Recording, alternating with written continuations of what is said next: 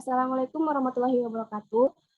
Perkenalkan, kami dari kelompok 2, tema 5, yang beranggotakan Afina Maulina Rahma, Siva Nurjihanisa, Amanda Prisya Putri, serta saya sendiri Indah Safitri. Pada hari ini, kami akan mempresentasikan tentang materi gejala alam yang ada di Indonesia. Baik, materi yang pertama akan disampaikan oleh Afina Maulia Rahma. Waktu dan tempat kami persilakan.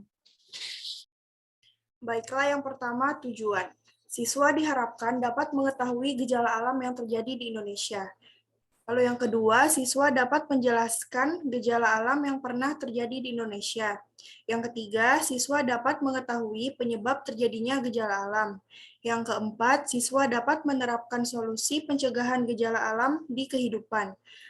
Dan yang kelima, siswa dapat mengetahui tindakan persiapan menghadapi gejala alam.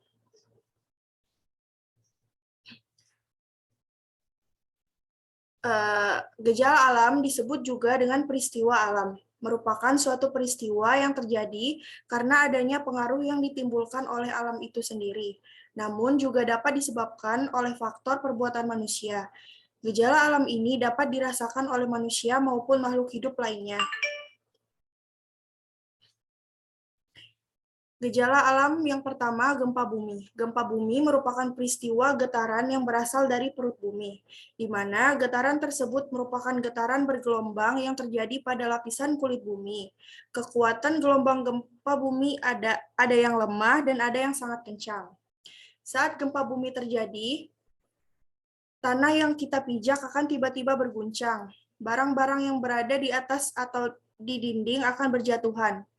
Oleh karena itu, gempa bumi merupakan peristiwa yang mengerikan, yang dapat mengakibatkan kerusakan bangunan, runtuhnya gedung, kebakaran, longsor, ataupun tsunami, dan mengakibatkan banyaknya korban. Penyebab gempa bumi. Berdasarkan penyebabnya, gempa dapat dibedakan menjadi beberapa macam. Yang pertama, gempa karena jatuhnya benda luar angkasa ke bumi. Yang kedua, gempa karena runtuhan. Yang ketiga, gempa karena pergerakan lempeng tektonik. Dan yang keempat, gempa karena aktivitas gunung api. Secara umum, penyebab gempa bumi di Indonesia disebabkan karena pergerakan lempeng tektonik dan aktivitas gunung api.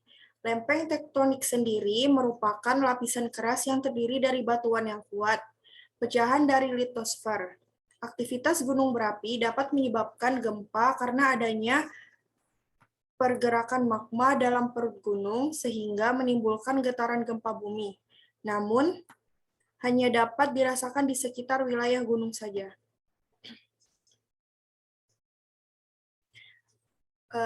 Selanjutnya, tindakan persiapan. Gempa bumi yang dapat terjadi kapan saja menjadikan kita harus selalu waspada dalam menghadapinya. Beberapa hal yang dapat dilakukan yaitu yang pertama saat di dalam kendaraan. Hal yang dapat dilakukan saat terjadi gempa dan kita dalam perjalanan, kendaraan harus segera dihentikan, lalu keluar dari mobil dan mencari tempat yang aman.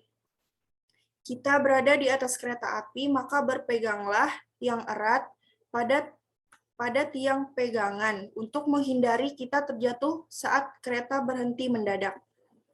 Lalu yang kedua, saat di dalam gedung. Hal yang dilakukan pertama kali adalah melindungi bagian kepala. Dapat dengan menggunakan bantal, buku, tas, atau apapun. Berlindung di bawah kolong yang permukaan atasnya kuat seperti tempat tidur atau meja kayu.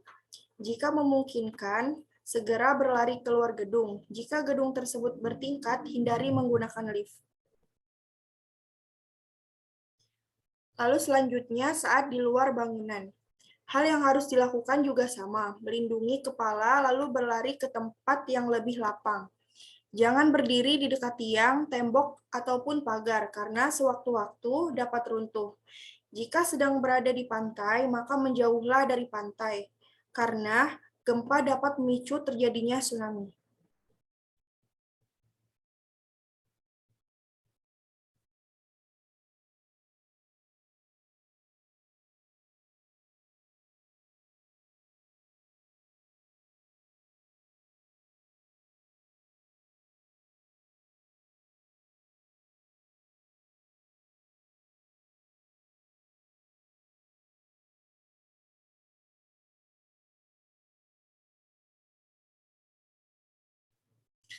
Lalu gejala alam yang kedua yaitu erupsi gunung berapi.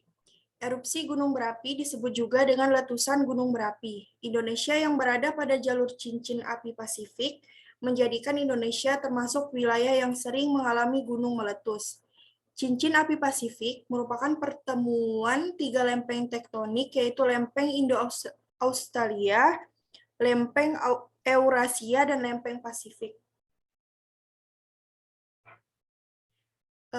Penyebab erupsi gunung berapi. Meletusnya gunung berapi disebabkan adanya pergerakan magma di dalam perut gunung. Pergerakan tersebut disebut dengan intrusi. Pergerakan magma hingga keluar kawah disebut dengan ekstrusi atau erupsi. Magma dapat naik ke permukaan karena adanya tekanan gas panas di dalam perut gunung. Letusan gunung berapi tidak terjadi secara terus-menerus, hanya gunung berapi yang aktif saja yang sering meletus. Tanda-tanda erupsi gunung berapi. Tanda yang biasanya terjadi adalah peningkatan suhu udara, terutama di wilayah sekitar gunung, sehingga akan menimbulkan hawa panas. Suhu udara dan suhu tanah yang meningkat juga menyebabkan tanaman menjadi kepanasan hingga akhirnya menjadi layu, kering, dan mati. Adanya suara gemuruh dan gempa di sekitar gunung, hewan-hewan yang biasanya berada di wilayah gunung menjadi menjauhi gunung atau turun dari gunung. Tindakan persiapan pada saat terjadinya erupsi gunung berapi. Persiapan yang dapat dilakukan yaitu dengan membangun pengungsian yang aman, yang tidak terjangkau oleh letusan gunung. Wilayah tersebut dinamakan zona aman. Selain itu, penduduk juga dapat diberikan pengetahuan mengenai jalur-jalur evakuasi agar memudahkan proses evakuasi. Melakukan simulasi penyelamatan juga tak kalah penting. Simulasi tersebut biasanya akan melibatkan tim SAR, BNPB, serta instansi lain yang terkait.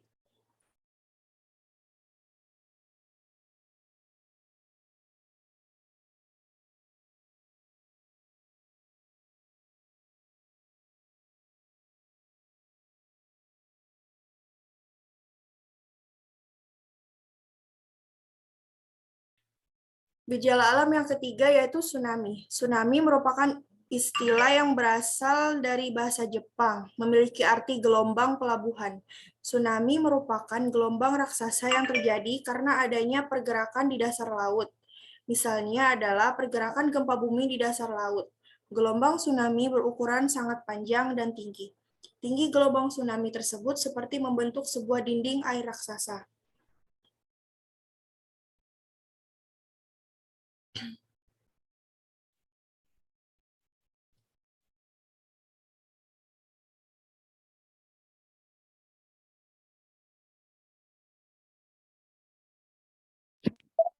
Baik, materi selanjutnya akan dibacakan oleh saya sendiri, yaitu penyebab. Yang pertama, tsunami. Gelombang tsunami dapat disebabkan oleh beberapa hal. Yang pertama, karena terjadi gempa di dasar laut. Patahan lempeng di dasar laut bergerak ke atas atau turun ke bawah secara tiba-tiba, sehingga air di permukaan akan surut karena tersedot ke bagian yang patah.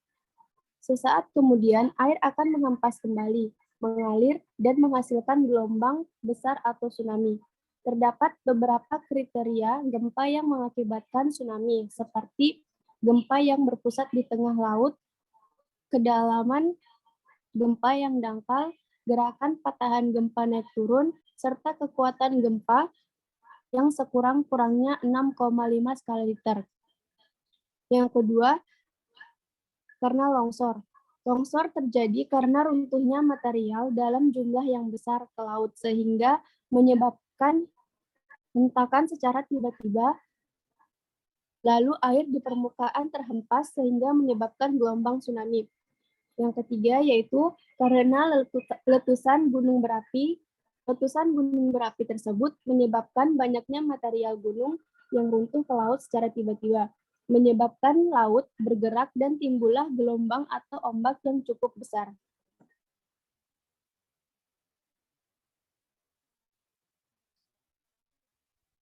untuk penanggulangan tsunami, yaitu tsunami merupakan bencana alam yang dahsyat dan tidak dapat dicegah. Namun, kita dapat melakukan antisipasi untuk mengurangi dampak tsunami tersebut. Karena tsunami dapat berasal dari gempa, kita harus mencari informasi skala gempa.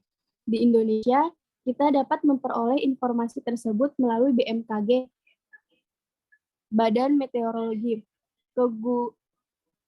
Kegunungapian dan Geofisika, serta BNPB atau Badan Nasional Penanggulangan Bencana, sehingga kita dapat mengetahui berapa besar skala gempa. Gempa bumi memicu tsunami biasanya berkisar 7 skala Richter. Setelah gempa, biasanya air laut akan tiba-tiba surut sehingga terlihat dasar lautnya. Gejala alam berikutnya yaitu banjir. Setiap musim hujan tiba, beberapa daerah mengalami banjir, terutama di wilayah kota yang daerah resapannya kurang. Apakah di daerahmu pernah mengalami banjir? Apa yang dimaksud dengan banjir? Saat hujan, air hujan seharusnya dapat diserap oleh tanah. Selebihnya, air tersebut akan mengalir ke saluran-saluran air seperti selokan dan sungai. Air hujan tersebut akan mengalir menuju ke tempat penampungan atau ke laut. Pada saat-saat tertentu, hujan dapat turun dengan sangat deras sehingga jumlah airnya pun sangat banyak. Akibatnya, aluran-aluran air tidak dapat menampung air yang berlebih dan air meluap menggenangi daratan.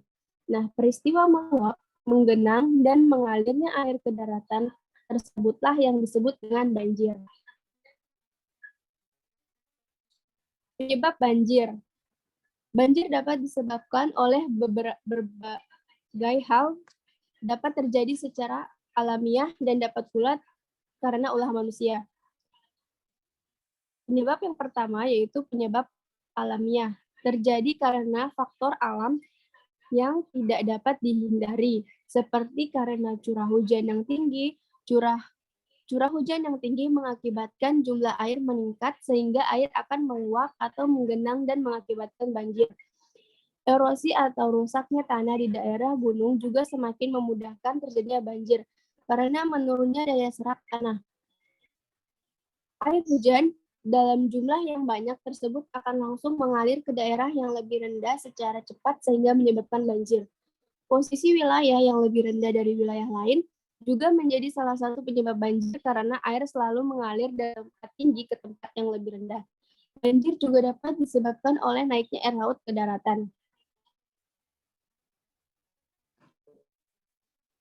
Penyebab yang kedua yaitu ulah manusia. Salah satu yang menyebabkan kerusakan lingkungan adalah ulah manusia yang tidak bertanggung jawab dan akhirnya menimbulkan kerusakan dan yang tidak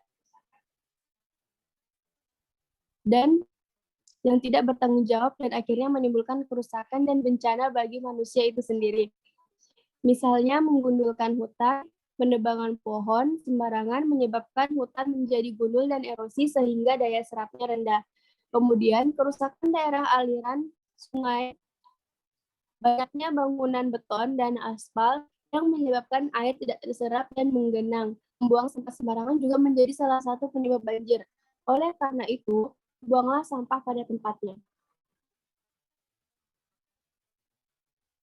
Pencegahan banjir. Tindakan pencegahan yang dapat dilakukan yaitu dengan pengelolaan air hujan. Curah yang tinggi menyebabkan jumlah airnya pun ikut meningkat. Banyaknya jumlah air ini akan mengalir sia-sia apabila tanahnya tak mampu menyerap. Oleh karena itu, air hujan sebaiknya dikelola agar tidak menyebabkan banjir. Salah satu cara pengelolaan air adalah dengan menampungnya di dalam tanah, yaitu dengan membuat sumur resapan sehingga air hujan akan diserap oleh tanah yang ada di dalam sumur resapan tersebut. Dapat juga dengan membuat lubang biopori untuk menambah resapan pada tanah. Tidak membuang sampah sembarangan, serta menjaga keseimbangan lingkungan dengan menanam pohon.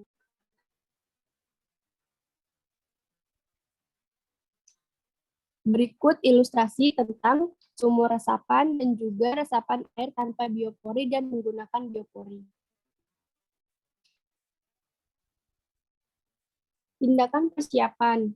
Tindakan yang dapat dilakukan saat banjir terjadi adalah dengan mengamankan surat-surat penting dan barang berharga ke tempat yang lebih tinggi dan kedap atau anti air. Kemudian mematikan material listrik, menutup keran saluran air utama yang mengalir ke dalam rumah, lalu menyelamatkan diri ke tempat yang lebih aman.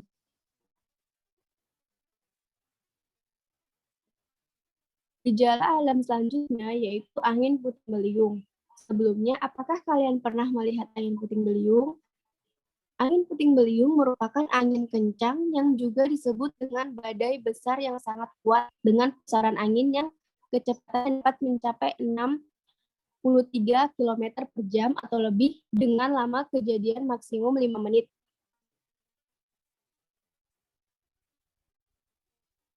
Penyebab terjadinya angin puting beliung karena adanya bentrokan atau pertemuan antara udara panas dan udara dingin yang membentuk awan cumulonimbus.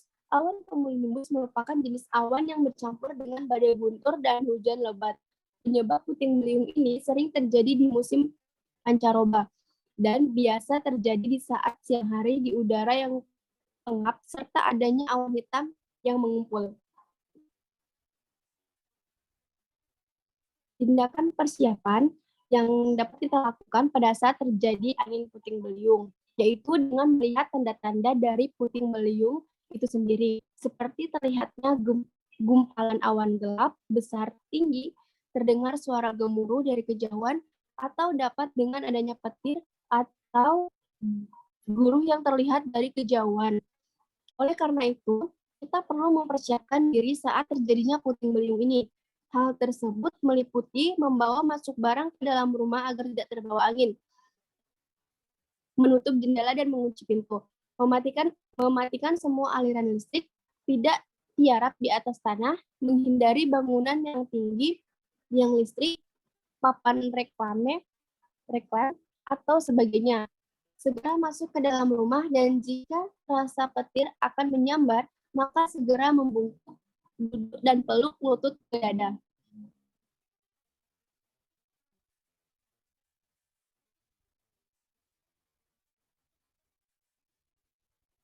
Gejala alam selanjutnya yaitu tanah longsor. Tanah longsor merupakan salah satu peristiwa alam yang sering terjadi di Indonesia. Biasanya terjadi di daerah yang memiliki lereng atau kemiringan yang curam. Dapat berupa tanah, pasir, batu, lahar, atau salju. Longsor merupakan peristiwa alam yang berbahaya, berlangsung sangat cepat dan dapat terjadi kapan saja. Peristiwa longsor yang sering terjadi di Indonesia berupa tanah. Oleh karena itu, peristiwa ini disebut dengan tanah longsor. Penyebab tanah longsor yaitu hilangnya daya rekat permukaan tanah sehingga material yang ada di atas permukaan tanah tidak mampu lagi merekat sehingga material tersebut runtuh ke bawah lereng. Terdapat beberapa pemicu tanah longsor, yaitu erosi tanah. Erosi tanah adalah pengikisan permukaan tanah, aliran air hujan, dan aliran angin dapat menyebabkan tanah terkikis. Pengikisan tanah tersebut akan terjadi apabila permukaan tanahnya halus. Selain itu, curamnya kemiringan tanah serta jenis tanah yang gembur juga mempermudah terjadinya pengikisan. Pengundulan hutan juga dapat menyebabkan pengikisan tanah karena tidak ada pohon yang menopang tanah sehingga tanah mudah terkikis oleh air dan angin. Pengikisan yang terus-menerus tersebutlah yang memicu terjadinya tanah longsor.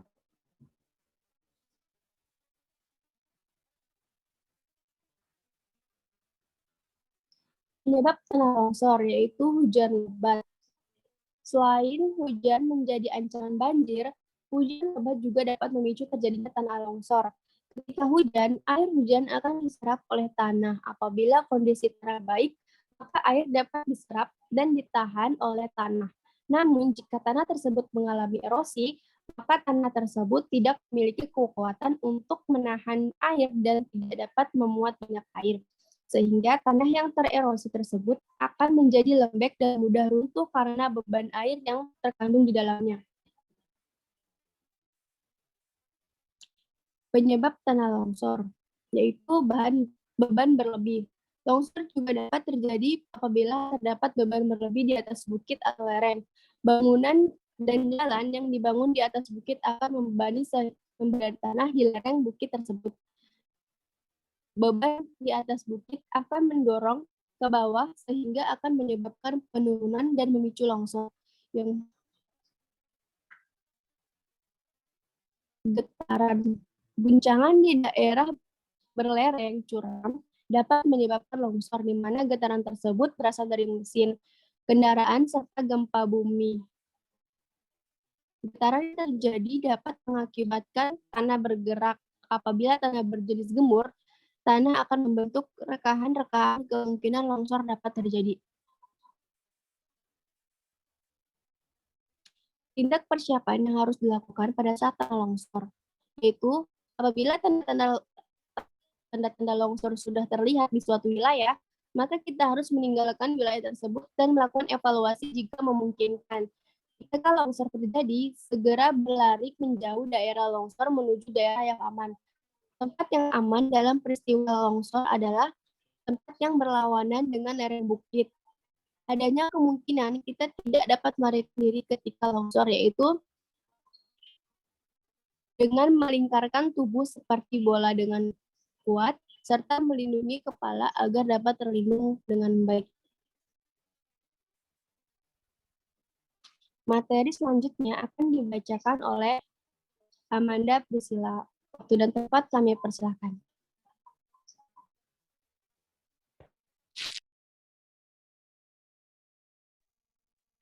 Baik, saya akan membacakan tentang materi selanjutnya, yaitu likuifaksi. Likuifaksi adalah peristiwa perubahan kondisi tanah dari padat menjadi cairan, yang sering dijumpai pada kejadian gempa bumi, di mana terjadi keadaan tanah akibat beban gempa yang terjadi dalam waktu singkat, yang mengakibatkan massa tanah yang dari padat menjadi cair.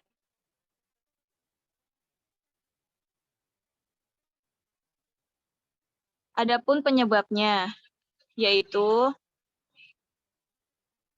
tanah pasir dengan kepadatan yang rendah. Tanah pasir lepas merupakan jenis tanah padat yang partikel tanahnya tidak jauh berbeda dengan air dan udaranya.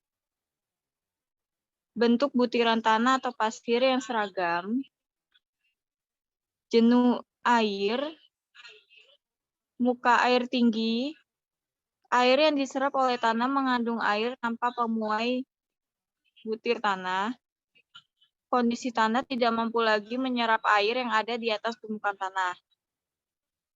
Adanya gempa, karena bumi akan bergetar dan daerah dengan jenis pasir lepas dan jebuh air juga akan mengalami getaran, sehingga air akan mengisi pori-pori antar partikel pasir dan berusaha menekan ke segala arah. Next. Pencegahannya yaitu menghindari lokasi rawan likuifaksi dengan membuat rencana tata guna lahan, meningkatkan kepadatan relatif pada pasir, mengangkat tekanan air dari pori-pori, melakukan pendekatan untuk mitigasi. Next.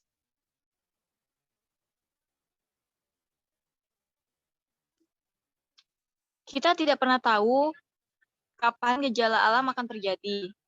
Maka dari itu, kita harus sama-sama menjaga bumi ini dan tidak merusaknya agar alam terjaga.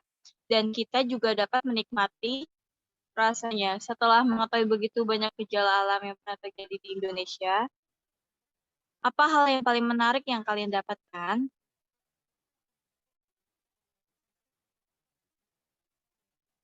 Terima kasih. Kembali lagi ke moderator.